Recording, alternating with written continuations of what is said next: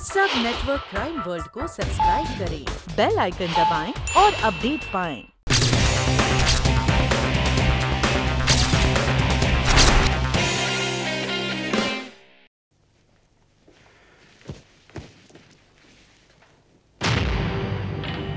उद्योग रत्न Shrimati Sarita Devi merchant chamber द्वारा सम्मानित।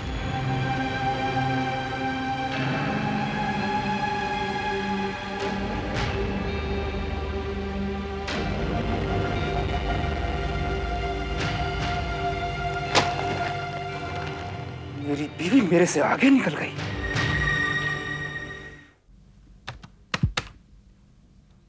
कर्नल भाई, ये पढ़ा आपने? पूरे देश को हिलाकर रख दिया इन लोगों ने। लेकिन सोचने वाली बात यह है कि इसके पीछे इनका मकसद क्या है। क्या मतलब? मतलब यह कि क्या सचमुच ये लोग लोगों को सच्चाई दिखाना चाहते हैं या इनका मकसद अपनी ताकत मनवाना है? मैं कुछ समझा नहीं कर्नल भाई। इकबाल, ये मीडिया बहुत बड़ी ताकत है और हर ताकत का गलत इस्तेमाल भी किया जा सकता है। एक बार नेटवर्क फैलाने के बाद अगर इनके हाथ किसी का कोई राज आ गया तो ये उनसे मुंह मांगी कीमत वसूल कर सकते हैं। आपका मतलब ब्लैकमेलिंग से है? ब्लैकमेलिंग।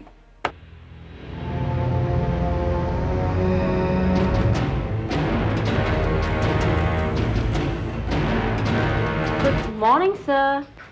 Good morning. आओ मोहनी आओ। तुमने तो कमाल ही कर दिया है। शहर घोटाले के टेप ने पूरे शहर में हंगामा मचा दिया है। ये तो कुछ भी नहीं है सर। इस बार मैंने जो स्टोरी तैयार की है वो तो हंगामा बर्पा कर देगी। कौन सी स्टोरी? आपने मुझसे कहा था कि किसी एक ऐसी पर्सनालिटी को मैं फॉलो करूं जो सोसाइटी में काफी नाम रखती हो। मैंने एक ऐसी ही पर्सनालिटी की जन्म कुंडली तैयार की है जो इस सोसाइटी की बहुत बड़ी हस्ती है।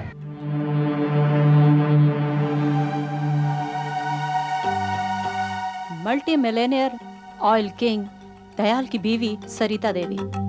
सोचो, अगर लोगों को पता चले कि उसकी एक नाजायज औलाद भी है जिसे उसने दुनिया से छुपा कर रखा है तो। ये क्या कह रही हो तुम?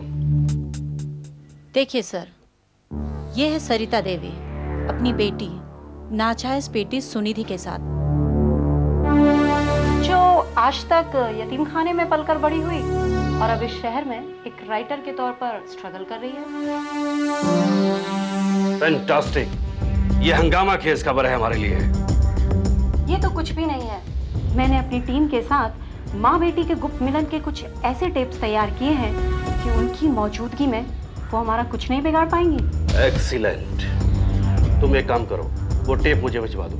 मैं उसे डिस्क में ट्रांसफर करके मास्टर प्लान बना लूंगा। और सुनो, इससे वो हिफाजत में भी रहेगा। Sure sir. और एक बात, जब तक वो टेप तैयार नहीं हो जाता हम इस तस्वीर का इस्तेमाल करेंगे।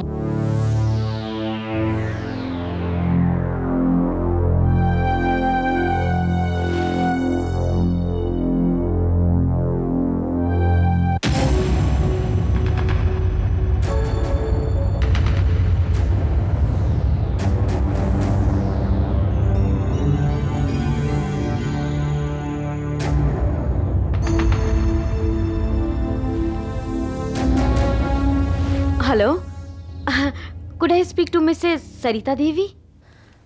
हाँ बोलो सुनिधि। हाँ मम्मा। क्या बात है? मैंने तुमसे कहा था ना यहाँ मत फोन करना।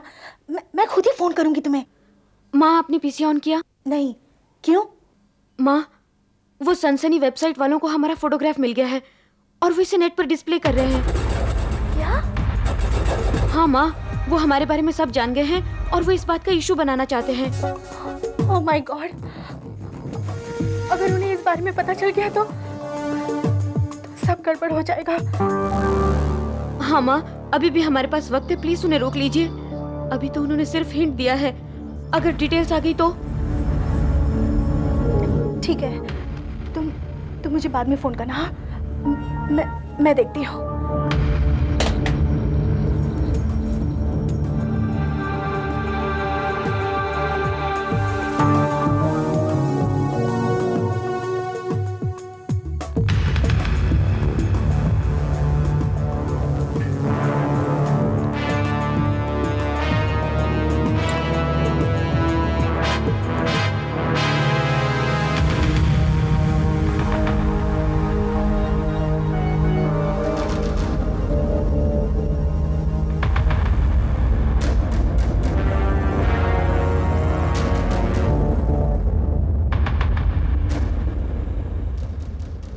बरसों की बिछड़ी माँ बेटी का मिलन। आप जानते हैं ये कौन है?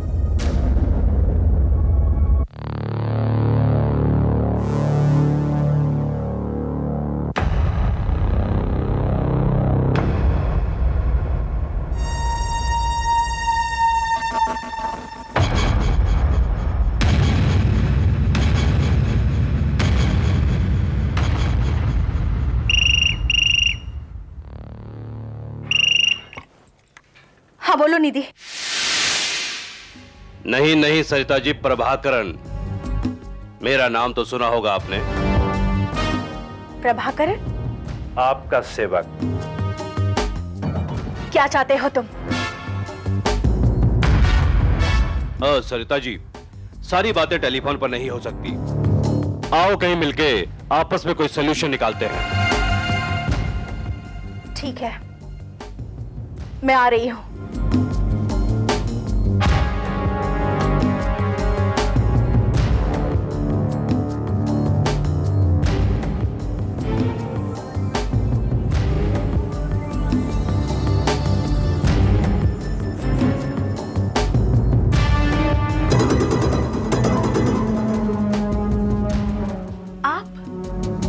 क्या बात है? किसका फोन था? वो जयंती भाई का फोन था। मुझसे फौरन मिलना चाहते हैं, इसलिए। तुम कुछ परेशान लग रही हो। तुम्हारे चेहरे पर परेशानी हमें अच्छी नहीं लगती। ऐसी कोई भी चीज जो तुम्हें परेशान करे हम सहन नहीं कर सकते।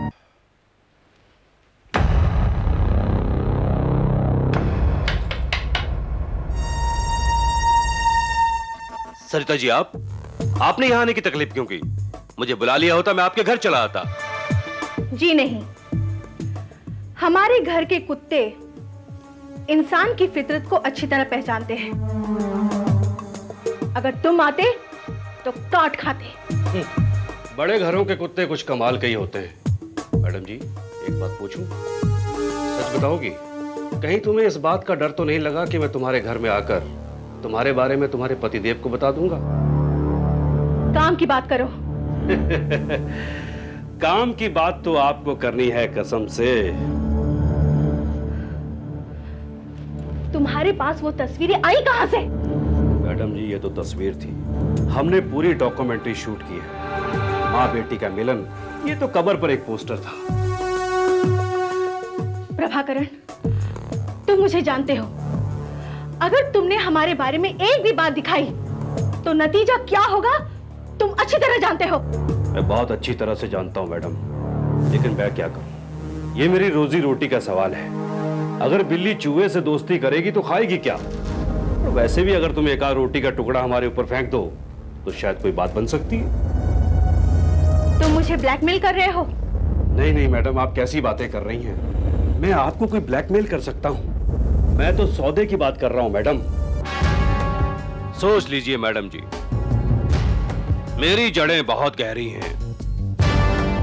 अगर तुमने मेरी जड़ों को उखाड़ने की कोशिश की तो तुम्हारा बिजनेस एम्पायर और तुम्हारे घर की खुशी दोनों को उखाड़ कर रख दूंगा मैं।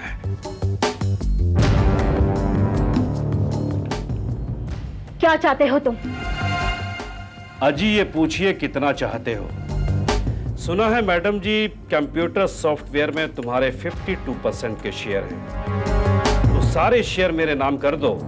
मैं इसकी क्या कीमत दूंगा ये तुम बहुत अच्छी तरह से जानती हो। उसके बाद ये सिलसिला खत्म हो जाएगा? मैडम जी, ये बात तुम बहुत अच्छी तरह से जानती हो। मुझे सोने के अंडे बहुत पसंद हैं।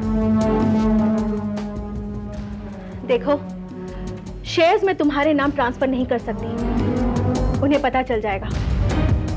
हाँ, मेरे पर्सनल अकाउंट में कुछ 5-7 करोड़ रुपए हैं।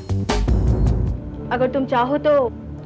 ठीक है, मैं तुम्हें और तकलीफ नहीं देना चाहता। वो सारे के सारे रुपए मेरे अकाउंट्स में ट्रांसफर कर दो और मैं वादा करता हूं आज के बाद मैं तुम्हें और कोई तकलीफ नहीं दूंगा। ठीक है, 3 दिन के अंदर पैसे ट्रांसफर हो जाएंगे। Very good. तो समझ लीजिए 3 दिन तक तुम्हारी ये डिस्क मेरी हिफाजत में रहेगी।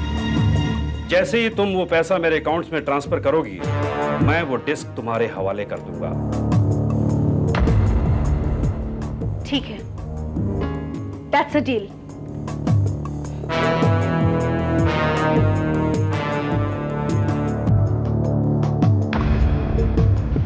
क्या बात है सनी जी, तुम बड़ी अपसेट लग रही हो। होटल में भी तुमने खाना ठीक से नहीं खाया। Any problem? No problems. मैं कुछ सोच रही थी। सोच रही थी? क्या सोच रही थी?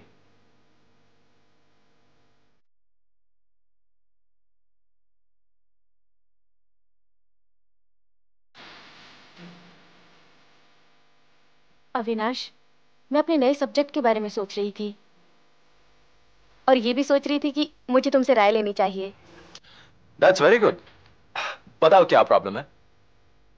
अविनाश, मेरी कहानी एक ऐसी लड़की की है जो अनाथ है, जिसे बचपन से ही अपने माँ बाप का प्यार नहीं मिला। राइट।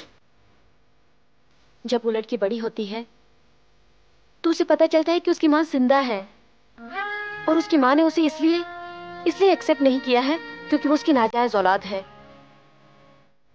वो लड़की अपनी माँ से मिलती है, माँ उसे एक्सेप्ट भी कर लेती है, लेकिन समाज के सामने उसे एक्सेप्ट नहीं करती क्योंकि माँ की समाज के सामने एक प्रतिष्ठा है। उस लड़की को एक्सेप्ट कर लेने से उसके परिवार को ठेस पहुंच सकती है। That's very interesting. वो लड़की अपनी माँ से मिलकर बहुत खुश होती है। वो नहीं चाहती कि उसकी माँ की जिंदगी बर्बाद हो जाए, ऐसा कुछ नहीं करना चाहती वो। लेकिन एक दिन एक ब्लैकमेलर को उनके रिलेशनशिप के बारे में पता चल जाता है और वो उन्हें ब्लैकमेल करना शुरू कर देता है। ओह, आई सी। अविनाश, अब मुझे ये समझ में नहीं आ रहा है कि मैं इस कहानी का एंड क्या करूं। क्या इस लड़की को सुसाइड कर लेना चाहिए या फिर उस ब्लैकमेलर का मर्डर कर देना चाहिए? सुनिधि, मेरे हिसाब से इस कहानी का सिर्फ एक ही एंड हो सकता है कि उस ब्लैकमेलर को मार दिया जाए। यानी उस लड़की को उस ब्लैकमेलर का मर्डर कर देना चाहिए? नहीं नहीं नहीं नहीं नहीं, अगर लड़की उस ब्लैकमेलर को मारेगी तो बात नहीं बनेगी। कहानी में ट्विस्ट तो तब आएगा जब लड़की और उसकी मां के अलावा कोई तीसरा उस ब्लैकमेलर का मर्डर करे। तीसरा? पर ये तीसरा कौन? मेरी समझ में नहीं आ रहा प्रभाकरन, तुमने वो सरिता देवी वाला किस्सा ड्रॉप क्यों कर दिया? तुम्हें नहीं लगता ये स्टोरी अगर बाहर आती तो हमारे लिए तुरुप का एक काज साबित होती? तुम वक्त की नजाकत को क्यों नहीं समझती हो? मैंने कहा ना, सरिता की कहानी के बारे में अब कुछ नहीं हो सकता। तो ठीक है, वो सारे टेप तुम मुझे लौटा दो, मैं उन्हें कहीं और इस्तेमाल करने की कोशिश करती हूँ। तुम चाहो तो अभी ले जाओ, वैसे उस टेप को यहाँ कोई हाथ नहीं लगाएगा। कोई बात नहीं, मैं देखूंगी। वो टेप है कहाँ? मैं तो भूल ही गया था, वो ट्रांसफर करते वक्त इरेज हो गया था मोनी। लेकिन तुमने एक कॉम्पैक्ट डिस्क में उसका मास्टर प्रिंट तैयार किया था ना? आई एम सॉरी स्वीटी, इस वक्त वो डिस्क मेरे पास नहीं है। अच्छा, तुम बाद में फोन करो, मेरे पास कोई आने वाला है। ओके? आने वाला है कि आने वाली है? जो भी समझो, वैसे तुम खुद समझदार हो। अब ये भी बता दो प्रभाकरन कि उस डिस्क का सौदा तुमने कितने में किया है? सौदा? कैसा सौदा? क्या मैं तुम्हें इतना घटिया इंसान लगता हूँ? मैं जानती हूँ प्रभाकरन कि तुमने वो डिस्क कहाँ रखी है, और अगर तुमने मेरे साथ कोई चाल चलने की कोशिश की तो मैं तुम्हें सारी दुनिया के सामने बेनकाब कर दूंगी, समझे तुम?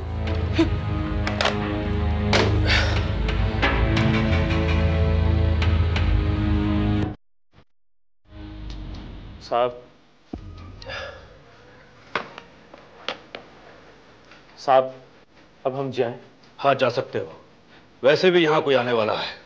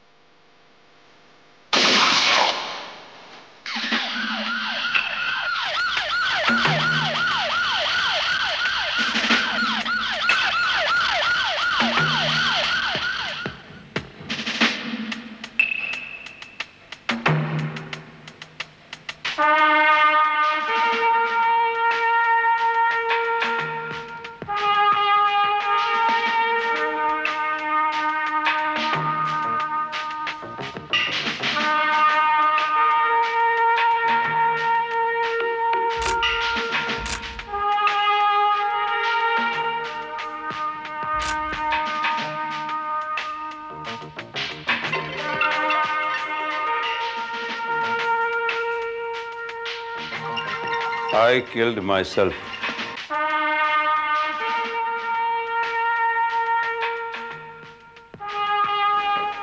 सुसाइड केस लगता है कर्नल। नहीं जादव, ये कत्ल का मामला है। मर्डर? कर्नल भाई, ये बात आप इतने दावे के साथ कैसे कह सकते हैं?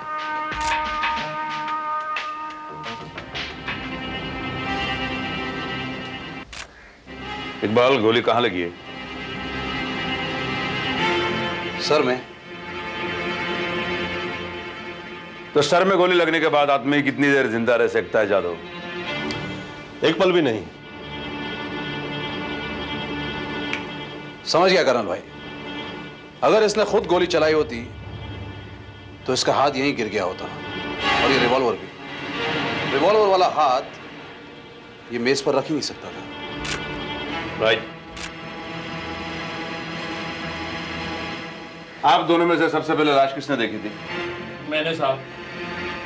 मैं जब सुबह यहाँ आया तो दरवाजा खुला हुआ था, और साहब तुमने तुम्हारे साहब को आखिरी बार जिंदा कब देखा था? रात 8:30 बजे, जब मैं यहाँ से जा रहा था। उसके बाद? उसके 10 मिनट बाद मैं भी चली गई थी।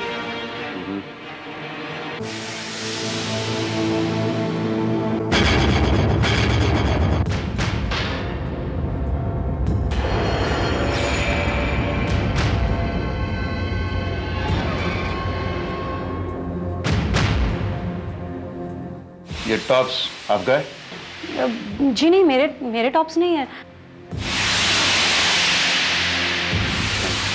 मिस मोहनी, क्या आप बता सकती हैं कोई कीमती चीज यहां से गायब हुई है या नहीं? कीमती चीज? इस घर में ऐसी तो कोई कीमती चीज नहीं थी, लेकिन हाँ, एक कॉम्पैक्ट डिस्क थी।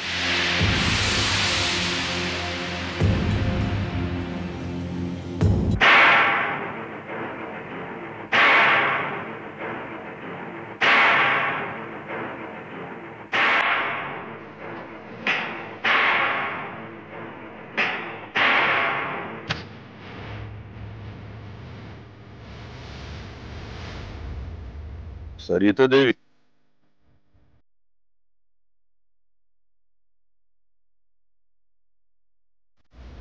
और इस फोटोग्राफ में ये जो दूसरी लड़की है, इसे आप जानती है? ये उनकी बेटी है, सुनिधि। बेटी? इनकी तो बेटी नहीं है। ये उनकी नाजायज बेटी है, सुनिधि। नाजायज बेटी? सुनिधि?